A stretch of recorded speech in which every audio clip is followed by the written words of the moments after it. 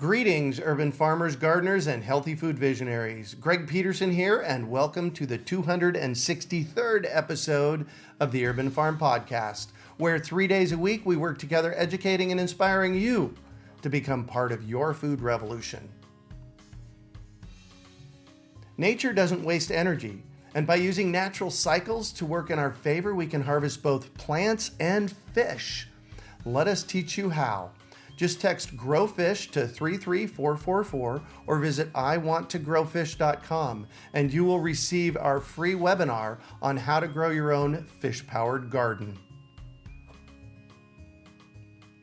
Today on the Urban Farm Podcast, we have someone who is helping the next generation of healthy food visionaries. We're talking to Deanna Cook about kids and farmers markets. Deanna graduated from college and received a Watson Fellowship to travel around the world and collect recipes from kids. That sounds like fun. This led her to write her first book, the Kids Multicultural Cookbook. Keeping her focus on kids and cooking, she has been the creative development director at FamilyFun, an editor at both Scholastic and Disney, and is currently the content director at kidstir.com and Kids Book and Cookbook Acquisitions Editor at Storey Publishing. Deanna has written dozens of award-winning books for kids, including Baking Class and the best-selling Cooking Class, and Farmers Market Create and Play Activity Book. Welcome to the show today, Deanna. Hi, it's great to be here, Greg. And I am so glad you're here. So I shared a bit about you. Can you fill in the blanks for us and share more about the path you took to get where you're at today? Sure. Well, I'm glad you mentioned the Watson Fellowship. That was a grant that I received after graduating from college, and it was awesome. They offered it to graduating seniors, and if you came up with a really good idea for why you wanted to travel, they would fund a year-long trip to anywhere in the world. So, wow. I know. How lucky was I to get that? Yeah.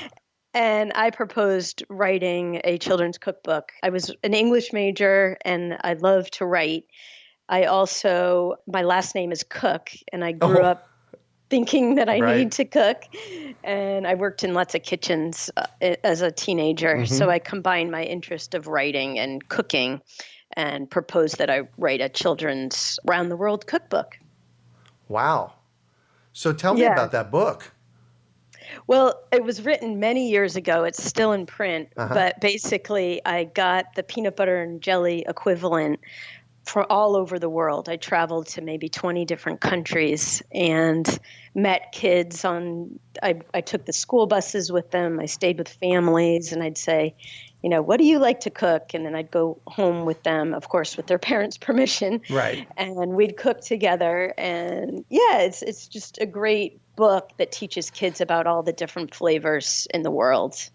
Wow. Do you remember, I know it was a long time ago, do you remember one of the ones that stands out for you? Well, one that didn't make it into the book was from northern Thailand. I was on the border in the far north of Thailand, and the kids wanted me to include a recipe on birds, that they would use a slingshot and kill the bird, and then they would cook it up as their snack. And I said, that sounds great, but I don't think I can include that in my book. But I still watched them. It was fun. Yeah, wow. Well, and you're dealing with different cultures that way, and that's how they do it in their culture.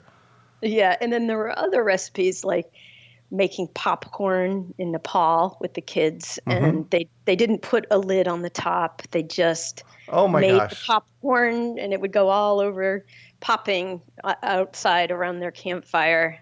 And that, I feel like, was a great story because it teaches kids about kitchens around the world and that they're different in different places, and not everybody has a stove inside. Some kids cook outside. Yeah.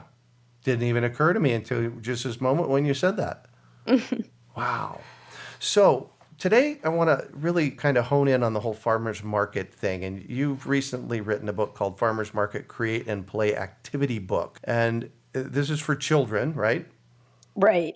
It's for little kids, 4 and up. So why is it important to take your kids along to the farmers market with you? Well, first of all, it's just a fun, wholesome thing to do when there's really nothing to do. At the farmer's market, kids learn where food comes from and what grows in their area. And they also get to support their local farmers and the good work that the farmers do.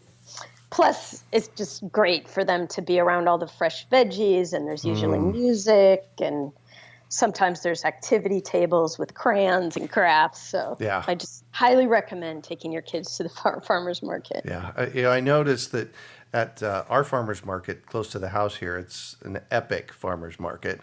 It's called Uptown Farmer's Market, run by Bo Mostow, and she's a mom of 4 kids. And one of the things that stands out at the entrance is this 20 by 20 tent with tables underneath it and coloring books, and so it's like very kid friendly. That's so nice. Yeah. I wish we had that when we were kids, but right. I didn't. Yeah, nor did I. Yeah. Well, and farmers markets barely existed when I was a kid. I was in the 70s. I mean, I'm sure they were out there, but all we had was a Safeway. Right. Same with me. We had our garden, though. Oh, right. Yeah, exactly. And interestingly enough, for me, when in the 70s, when we did have our garden, but it was when we moved into the Weldon house, Mom said to me, Greg, see the right half of the backyard? That's your garden. Go start digging. So I actually was running the garden in the 70s. Oh, wow. So, yeah. Long and sordid, fun history. So how do you make farmers markets fun for the kids? Well, one thing, I have this scavenger hunt list. Oh. That's in my book, The Farmer's Market Create and Play Activity book. And it's just a list of things that you can look for. And if the kids bring that along, it's things like look for food that grows underground. And do you know what that would be? Oh. Something like potatoes or carrots. Yeah. Or foods with seeds you can eat. So peas in a pod would be an example. But it just makes it kind of fun. It's just a little scavenger hunt list. So that's one thing I would do. And? Yeah, and then you can also just send them on a sort of hunt for different foods everywhere that are all the different colors of the rainbow, and pick out a few things that they want to try to take home and cook. And just talking to the different farmers and asking them about their favorite foods and how they cook them or how they grow them. Yeah. I know what we've done with our older classes I've taught in the past is we actually send them on a scavenger hunt kind of thing, but to interact with the farmers as well. I know, it's so wonderful if you listen to their little conversations with the farmers too. Yeah. They're little reporters. They have fun with that. Right, exactly. So why does visiting and interacting with a farmer's market have kids become healthier eaters? Well, it's really a great way to kind of pick their interests in eating good foods. Like I said a minute ago, if you can get them to actually pick out some foods to try and bring home and cook with, I mean, one thing you can do is just give the kids like a couple of dollars and say, buy anything that you want in the market and let's bring it home and cook with that. Once they pick out something, you can bring it home and cook together. And cooking with food that they've chosen really gets them to experiment with new flavors and fresh ingredients. And, as they cook and they touch and smell and chop and sniff the food, they're just much more likely to eat it and to be a healthier eater. Yeah. So it sounds to me, I know one, all right, maybe we don't want to call it a trick, but one trick to get your kids to eat food is to have them grow it. Absolutely. That's a for sure. But it sounds like having them pick it out and getting involved in the process of picking out might kind of open that door as well.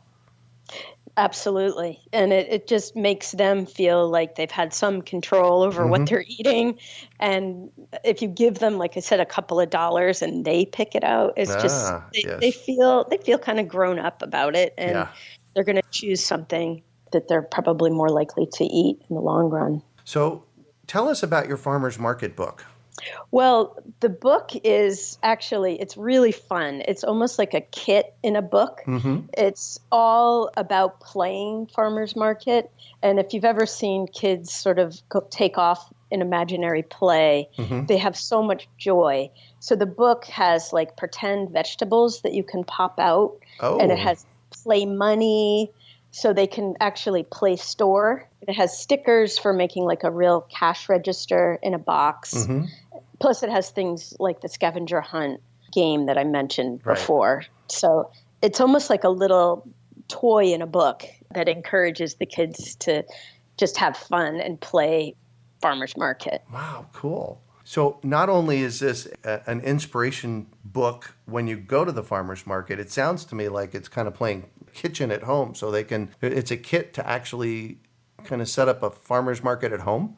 Yeah, exactly. So it kind of takes the spirit of the farmer's market and helps you bring that spirit into your own playroom or living room at home.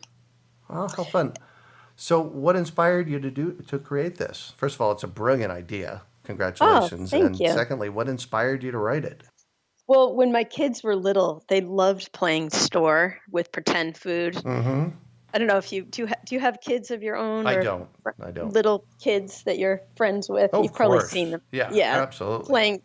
Playing store. They just love to play store. So that was part of it. And also I just love taking my kids to the farmer's market. Mm-hmm. And I also, as a cookbook author, felt like teaching kids about all the different colors and names of foods, of fresh vegetables from a farmer's market. It's really important to do that in the book. A big part of it is just these pop out, beautifully illustrated beets and kale and lettuces and squash and strawberries. So, well, and Storey Publishing is so good about putting together beautiful books. Right, and this is it's beautifully illustrated. Yeah, and it's fun. Well, and plus you get to be an acquisitions editor at Storey Publishing. Tell me a little bit about that. That sounds like fun. It really is. So after I wrote my book Cooking Class, which I'll tell you a little bit about in a minute, I decided to actually go back to work part-time, and I love Storey. And they said, oh, why don't you come and help us develop more children's books? So that's kind of my role. And I also like cookbooks too, so I'm helping with cookbooks too. Fantastic. So Cooking Class, this is a kids' cooking book. Tell us about it. Right. So the book is called Cooking Class, and it is a collection of 57 different recipes that kids can make with step-by-step photos. And a lot of them are inspired by the garden, things. Oh, yes. Fresh salsa recipe that's just made with cherry tomatoes and cilantro, and the kids can use scissors to cut up the cilantro and make their own little salsa. And it has things like homemade chips and breakfast, lunch, dinner, desserts like carrot cake and carrot cupcakes, actually. Just really fun, simple recipes that you kind of want your kids to learn before they grow up and leave home. And really, it's maybe not specifically the recipes, but to start developing the skills. Exactly. There's a whole section in the beginning that's about how to use a knife properly, how to use a mixer, how to clean up. There's even a section on like doing dishes. So, because that's just as important. Yeah, no kidding. Yeah, it's very important, as you know. Well, so you can always do what Heidi did, and she got a guy, that's me. I do all the cleanup. Oh, yeah.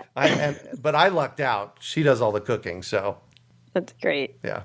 And you also have a book, Baking Class. So I assume Cooking Class is one set of recipes. Baking Class would be another set of recipes? Right. And it's a very similar format of step-by-step photos. A lot of the children in the book are kids that live in my neighborhood that I've just invited over and have said, you want to learn how to bake bread from scratch? Well, let's make it together. And then we photograph that, and all the steps are shown. And yeah, it's really fun. I mean, there's cookie decorating, and I realized with Cooking Class that the kids liked making the biscuits and the lemon squares and the cupcakes really the most. So this sequel book is a lot of that kind of stuff. Wow. So 50 recipes in Cooking Class, and I'm assuming they're going to be recipes that kids are really going to love when they're done with them. Yeah, they feel proud of what they've made, you know. Created something from scratch, and they serve it up to their mom or their dad or a neighbor, whoever. And kids just love to cook. They love getting their hands messy. And so how do we get kids interested in cooking? Well, you mentioned gardening. I think that's one terrific way of getting kids interested in the foods that they eat right from the get-go. I mean, I remember as a kid loving to go outside and pick strawberries.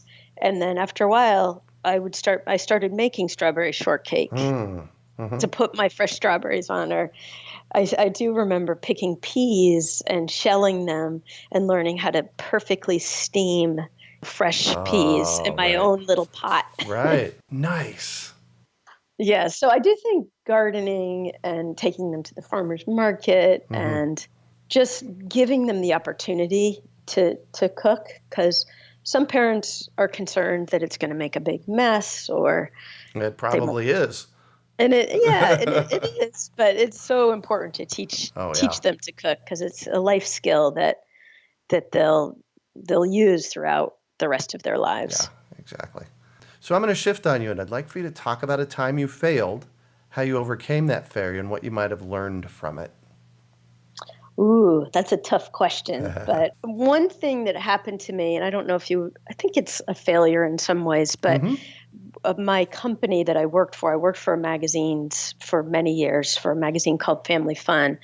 And we were sold to another company. And at that time, my whole department was cut, so I was downsized. And that was just one of those experiences where you're going along in your life sort of thinking this is what's going to happen next. And then suddenly it's like, oh my gosh, I don't have a job right now. Yeah. I need to reinvent myself. I remember that first day when I was home, I just realized that it was such a gift in a way. Like I suddenly felt this freedom that I was home and I could go to the farmer's market in the middle of the day, and I could meet my kids at the school bus after school. And after working in office life for 20 years or something, it was really nice to suddenly have this time to be at home and to kind of reinvent myself. It really felt like a gift. And I have a very positive attitude. I'm kind of a glass is half full gal anyways, but I just remember waking up in the morning and feeling like I'm so thankful that I had that experience and thankful that I now have this time. Right. For me, I've been self-employed since I was 15, which was 41 years ago. And the moments that I really cherish the most over the past 40 years were the end times. It's like, okay, I'm ending and completing with this project. It's like, oh my gosh, what do I get to create next? Right. Yeah. I know. And that's true about being self-employed. That's the thing that I loved. I mean, I was self-employed for 5 years and I still am, because I work for Storey part-time, but I also write books, which is my sort of self-employment umbrella. Exactly. But it's true, like being able to be creative about, well, what's the next step? What are we going to do next? And you get energy from the change. Right. Yay. Change is good. You learn every day. Right. So. Oh yeah. I'm a big proponent of constant learning. That is for sure. After being home with my kids that first year, that's when I came up with the idea to write cooking class, because I realized that my kids could bake fancy things like meringues, but they actually didn't know how to boil eggs or make a pretty simple dinner for the family. And I was thinking, oh my God, I have to teach them these recipes before they go off to college. And my oldest one is now in college. And so the book was kind of like, okay, this is my chance to teach her everything she needs to know before she leaves home. Yeah. And I really feel like that was a success. Nice. And you've shared it in these books so that they can take them home with them. I know. Yeah. I know. How cool is that? So what do you consider your biggest success? Well, I would have to say that the first book, the Multicultural Cookbook, and traveling around the world, that was just kind of a great way to sort of jumpstart my career. And everything else after that, I think, has been really exciting, being a magazine editor, and I've gone on the Today Show. I've gone on Good Morning America. I've hosted Food Network specials. Right. Yep. I've gone on many, many book tours across the country and lots of exciting things. But I always come back to that if I hadn't written that book when I was 22 or whatever, I probably wouldn't have been where I am today. Yeah. And now as I'm a little older, you sort of see the dots all connecting. Yep. And I love that. Yeah. How cool is that? So what drives you? Well, I find a lot of joy in the work that I do in writing and editing books for kids. I kind of love the creative process and the collaboration with photographer or an illustrator or an art director. I love working with the kids too, and seeing them when a book actually comes out. You're so proud of what you've created, but it's even better when you see a kid interacting with the book. Yeah. And getting like a letter or something. There's a friend of mine just told me recently that her daughter loves the farmer's market book, and she's turned their whole dining room into a farmer's market. Nice. And has basically refused to take it all apart. And she just spends hours kind of role playing in there, and she puts on an apron and makes her mom buy food, pretend food from the market. And, nice. And there's a lot, I get a lot of joy out of hearing those stories. Yeah. I get input from people as well about the work that I'm doing. And, that is such a nice piece of it is when we get feedback from our listening audience that we're doing good. So I hear you. Oh, absolutely. Yeah, I hear you. Yeah, it seems like you're doing a great job. I love your show. Well, thank you. Thank you. I appreciate it. If you could recommend one book for our listeners, what would it be and why? Well, there's so many books out there, and of course my own books I would recommend. Of course, yeah, exactly. Cooking Class and Farmer's Market. But I also recently just gave my daughter a copy of Food Rules, Michael Pollan's book. Pollan's, yeah. And I love it. It's just short and simple, and it's great to read at the dinner table if you do have kids. I love this quote, "Don't eat anything your great-grandmother wouldn't recognize as food." Perfect. Yeah, I always think about that because Yeah. my great-grandmother lived on a farm in Ohio, and she milked the cows and made her own butter and ate real food. Yeah. And a lot of us don't do that. Yeah. Or to get out of the supermarket whenever you can. That's another one I love. I love to avoid the supermarket. Right. Yeah, exactly. Go to the farmer's market. Right. Go to the farmer's market. One of the things I encouraged my students to do at Arizona State when I was teaching there was, first of all, they got to write a paper on what is real food. So they got to define for themselves what is real food. Oh, that's such a good idea. Yeah. So use it. All you teachers out there, use that.